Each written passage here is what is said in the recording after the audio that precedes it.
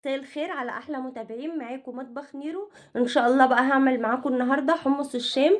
هنعمله بطريقه سهله جدا وبالذات في ايام الشتاء. مشروب كده جميل وطعمه حلو وبيدفي كده، ونعمله كده نفرح بيه ولادنا في البيت، مش هياخد معانا وقت خالص. تعالوا بقى نسمي الله ونصلي على الرسول ونشوف عملناه ازاي. الحمص انا نقعاه بقالي ساعتين كده في ميه. بصوا الميه بتاعته بقت لونها اصفر ازاي. هغير بقى المية دي كده واحطه تاني على البوتاجاز لمدة 10 دقايق كده. غيرت له بقى كده المية وحطيت مية نضيفة اهي. هسيبه بقى يغلي كده لمدة 10 دقايق على البوتاجاز. وهفرم برضو البصلاية دي وحبتين كده من الطماطم. هفرمهم كده في الخلاط وهصفيهم برضو عشان ما ينفعش يبقى فيه قشر هنا في الحمص. كده بقى سبت الحمص لمدة 10 دقايق زي ما قلتلكوا. اتسلق كده 3/4 سوا.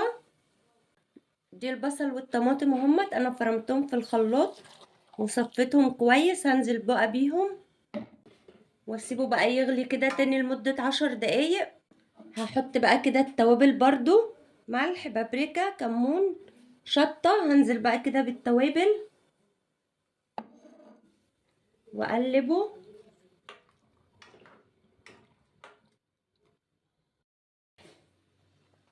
كده بقى الحمص استوى اهو. انا كنت نسيت برضو احط المكعب المرقة الخضروات ده مرقة خضروات مش مرقة دجاج، بيدي برضو طعم حلو قوي في الحمص.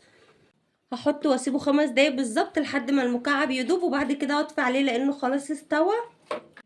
خلصت بقى كده حمص الشام بالشكل ده، وحطيت برضو ليمون عشان لو حد حابب يحط في الكوبايه بتاعته. انا عايزه اقول لكم ان هو بيبقى حلو قوي وبيدفي كده في الشتاء. واحلى حاجه فيه ان هو مشروب حلو وسريع. جبت كده نص كيلو حمص الشام ب30 جنيه، عمل لنا حله كبيره غير لسه اللي موجود. وما شاء الله 5 كوبايات. انا ابني بيروح يجيب الكيس صغير خالص كده ب10 جنيه وبيبقى كله ميه.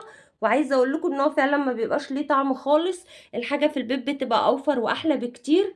جربوا بقى طريقه الحمص الشام بطريقتي، فعلا هيعجبكم قوي لان فعلا طريقته حلوه قوي وطعمه تحفه. مشروب كده يدفينا كده في ايام الشتاء اللي جايه دي، لان الجو بقى اما بيسقع الواحد بيبقى عايز حاجات تدفيه كده. فاحلى حاجه نعمل كده حمص الشام. بيبقى جميل قوي في الشتاء. كده بقى خلصت وصفتي النهارده. اتمنى يكون الفيديو نال اعجابكم. ولو عجبكم بقى الفيديو ما تنسوش تشتركوا في القناه عشان يوصلكوا كل جديد. اشوفكم بقى على خير في فيديو جديد.